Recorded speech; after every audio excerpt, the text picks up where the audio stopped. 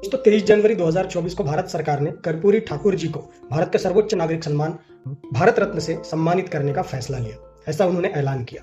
दोस्तों कर्पूरी ठाकुर जी का जन्म बिहार के समस्तीपुर जिले के पिंटोजिया गांव में हुआ था, जिस गांव को अभी कर्पूरी ग्राम के नाम से जाना जाता है। कर्पूरी ठाकुर जी बिहार के दूसरे उप मुख्यमंत्री और 2 बार मुख्यमंत्री रह चुके थे। कर्पूरी ठाकुर जी के जीवन के बारे में जब मैंने पढ़ा तो मैं रोमांचित हो उठा। इतना सुंदर, सरल और ईमानदार जीवन उनका रहा है, विराट व्यक्तित्व उनका रहा है। कर्पूरी ठाकुर जी ने हमेशा दलित, वंचित, शोषित लोगों के लिए काम किया, उनके उत्थान के लिए काम किया। वे हमेशा कहते थे कि 100 में 90 शोषित है, शोषितों ने ललकारा है, धन धरती और राजपाट में 90 भाग हमारा है। सेवा करने वाले नाई समाज में जन्म उन्होंने लिया और राजनीति को भी सेवा भाव से ही जिया।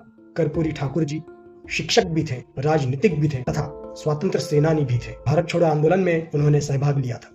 कर्पूरी ठाकुर जी कहते थे कि संसद के विशेषाधिकारों को कायम रहना चाहिए, अक्षुण्ण रहना चाहिए, समय पर बढ़ते भी जाना चाहिए, पर जनता के अधिकार भी कायम रहना चाहिए। अगर जनता के अधिकार कुचल दिए जाएंगे तो जनता संसद के विशेषाधिकारों को चुनौती देगी। इतनी संवेदनशीलता जनता के लिए रखने वाले व्यक्ति का व्यक्तित्व जरूर ही प्रचंड था, विराट था। वो लोगों को अपनी तरफ आकर्षित करते थे। सादा जीवन, स्पष्ट विचार, ऐसी उनकी पहचान थी। लोकप्रियता के कारण और अपने कार्यों के कारण उन्हें जननायक भी कहा जाता था।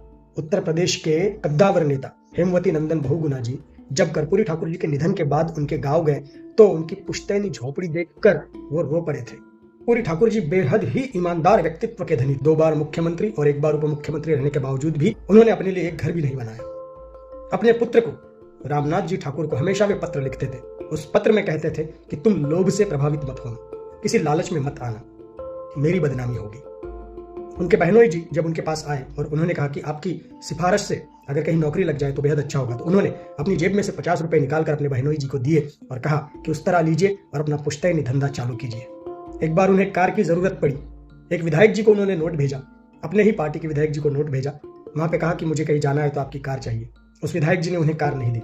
मतलब एक कार भी मैं खरीदूं और उसे चलाऊं, ऐसी सोच उनकी नहीं थी, क्योंकि उनका जायज पैसा कार से घूमने की अनुमति उनको नहीं देता था। ईमानदार व्यक्तित्व के धनी कर्पूरी ठाकुर जी को हमारा प्रणाम। धन्यवाद।